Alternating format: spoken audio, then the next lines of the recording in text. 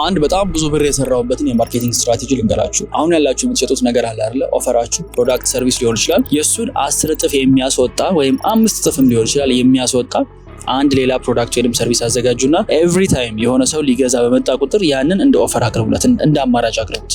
ይሄ እንዴት ነው የሚሰራው ካላችሁኝ፣ የሆኑ ሰዎች አሉ ለተመሳሳይ ፕሮዳክት ለተመሳሳይ ሰርቪስ 5 እጥፍ ለመክፈል ፈቃደኛ የሆኑ እስኪስ ገንዘቡ አላቸው፣ ሌላ ምንም አይደለም። ገንዘቡ ስላላቸው 10 ሺህ ብር የሚወጣን ነገር 50 ሺህ ብር ለመግዛት ፈቃደኞች ናቸው። ስለዚህ ለነሱ ሰዎች ኦፕሽን ይዞ መግባቱ ያለምንም ተጨማሪ ፈርት ገንዘብ እንድትሰሩ ያደርጋቸዋል። ይሄን በጣም ብዙ ጊዜ ያደርጋለሁ እኔ። ሰው ይቺን ፕሪሚየም ኦፈር እያልን እንጠራታለን። ፕሪሚየም ኦፈር እንዴት ዲዛይን ያደርጋል ካላችሁኝ፣ ኦልሬዲ የምትሸጡት ነገር ላይ ተጨማሪ አክሰስ በመጨመር ውጤቱ ቶሎ እንዲመጣላችሁ በማድረግ ከሌሎች ሰዎች ቀድሞ አክሰስ እንዲያገኙ እንዲህ የመሳሰሉ ፕሪሚየም የሆነ ፊሊንግ የሚሰጡ ነገሮችን በማቅረብ ለሱ 5 እጥፍ ቻርጅ ማድረግ ነውና ይሄ ከምታስቡት በላይ ጌም ቼንጀር ነው። እኔ ኦልሞስት የማወጣቸው ሁሉም ፕሮዳክቶች ላይ ፕሪሚየም ኦፈር ይዤ ነው የምገባው። የሆኑ ሰዎች ፈቃደኞች ናቸው ያን ኦፈር ለመውሰድ። ለምሳሌ እንበልና ኮንሰልቲንግ ነው።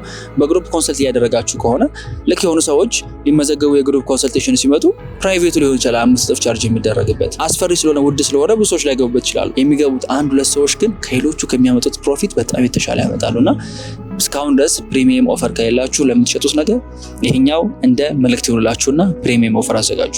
ታመስግኑ ያላችሁ በኋላ